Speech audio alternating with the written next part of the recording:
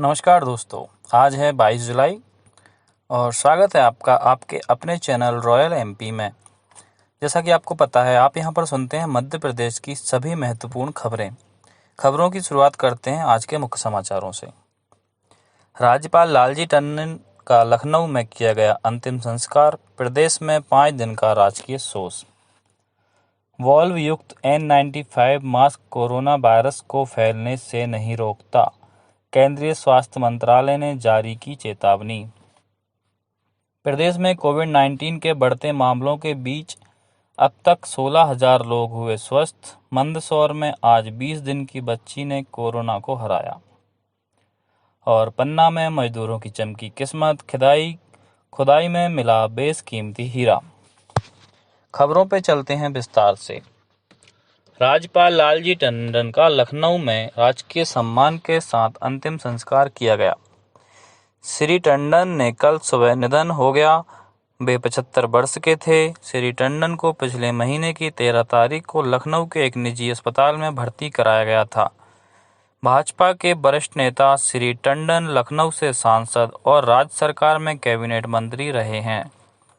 रक्षा मंत्री राजनाथ सिंह और मुख्यमंत्री शिवराज सिंह चौहान ने लखनऊ पहुंचकर श्री टंडन का पार्थिव देह पर पुष्पांजलि अर्पित की। इससे पहले राष्ट्रपति रामनाथ कोविंद ने श्री टंडन के देहांत पर शोक व्यक्त किया। राष्ट्र ने एक महान हस्ती को खो दिया है। उन्होंने कहा कि वे लखनऊ की तहजीब के प्रतीक थे। प्रधानमंत्री मोदी ने भी श्री टंडन के निधन पर शोक व्यक्त किया। श्री मोदी ने कहा कि वे सक्षम प्रशासक थे जिन्होंने हमेशा जन कल्याण को महत्व दिया। केंद्रीय मंत्री निर्मला सीतारमण और सूचना और प्रसारण मंत्री प्रकाश जावड़ेकर ने भी टंडन के देहांत पर शोक व्यक्त किया। राज्यपाल के निधन पर मुख्यमंत्री ने मंत्रिमंडल की बैठक में उन्हें श्रद्धांजलि दी। 2 मिनट का मौन रखने के बाद बैठक को कल तक के लिए स्थगित कर दिया। राज्य में 5 दिन का राजकीय शोक घोषित किया गया। इस दौरान राष्ट्रीय ध्वज आधा झुका रहेगा। प्रदेश में 25 जुलाई तक कोई भी शासकीय कार्यक्रम नहीं होंगे। आज सभी सरकारी ऑफिस और शिक्षण संस्थान बंद रहे। मंत्रिपरिषद के सदस्यों के अलावा पूर्व मुख्यमंत्री कमलनाथ और दिग्विजय सिंह ने भी टंडन जी के निधन पर शोक संवेदना व्यक्त की। श्री टंडन ने अपने 11 महीने के कार्यकाल में राजभवन को नई पहचान दी। प्रादेशिक समाचार एकांश भोपाल द्वारा अब कुछ देर बाद 7:45 पर टंडन जी के निधन पर श्रद्धांजलि कार्यक्रम एक पुण्य स्मरण प्रस्तुत किया जाएगा। केंद्रीय स्वास्थ्य मंत्रालय ने सांस लेने के लिए बनाए गए वाल्व युक्त N95 मास्क के इस्तेमाल के खिलाफ लोगों को चेतावनी देते हुए कहा है कि ये कोरोना वायरस को फैलने से नहीं रोकता है। स्वास्थ्य सेवा महानिदेशक डॉक्टर राजीव गर्ग ने सभी राज्यों के स्वास्थ्य और चिकित्सा शिक्षा प्रमुख सचिवों को इस संबंध में पत्र लिखा है।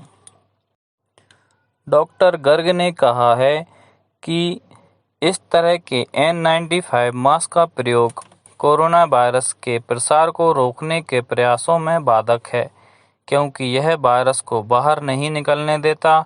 इसे देखते हुए स्वास्थ्य सेवा महानिदेशालय ने राज्यों से आग्रह किया है कि वे चेहरे और मुंह ढकने के दिशा निर्देशों का पालन करने और रेस्पिरेटरी वाल्व युक्त N95 मास्क के उपयोग को रोकने का निर्देश दें। उन्होंने पत्र में स्वास्थ्य मंत्रालय द्वारा चेहरे और मुंह के लिए घर में बने सुरक्षा कवर के उपयोगों के लिए अपनी वेबसाइट पर दी गई सलाह का उल्लेख भी किया। अप्रैल में स्वास्थ्य मंत्रालय ने चेहरे और मुंह के लिए घर के बने सुरक्षा कवच के उपयोग पर एक सलाह जारी की थी। प्रदेश में कोरोना संक्रमितों की संख्या 24,500 के करीब पहुंच गई। वहीं लगभग 16,000 लोग स्वस्थ होकर घर लौट चुके हैं। भोपाल में कोरोना संक्रमण के 95 नए मामले सामने आने के बाद प्रभावितों की कुल संख्या बढ़कर 4,500 से ज़्यादा हो गई। वहीं 50 लोगों के स्वस्थ होने पर उन्हें आज अस्पताल से छुट्टी दी गई। रायसेन में बरेली जेल में संक्रमित पाए गए 64 कैदियों में से 41 को उपचार के लिए विदिशा मेडिकल स्वास्थ्य केंद्र भेजा गया।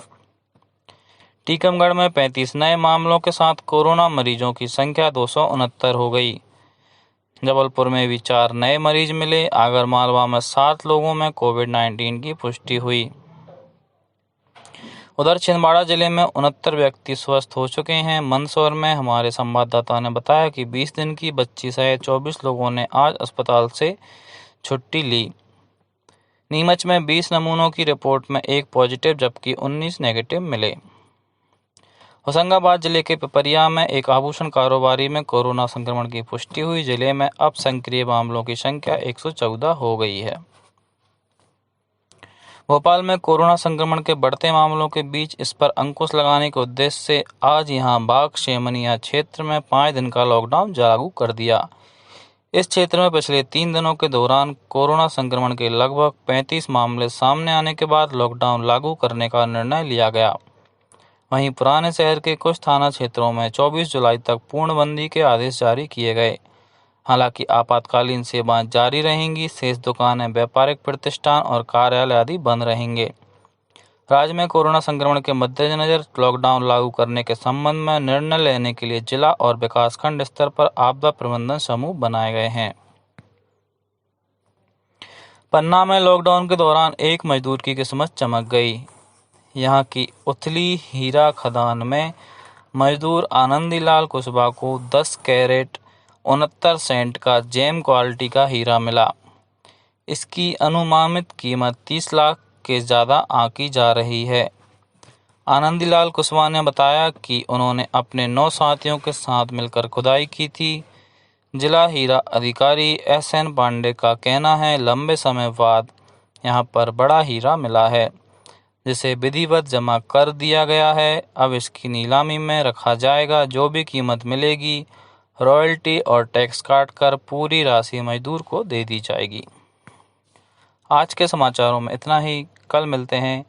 अगर वीडियो पसंद आया तो लाइक कीजिए, शेयर कीजिए और चैनल को सब्सक्राइब कीजिए। धन्यवाद।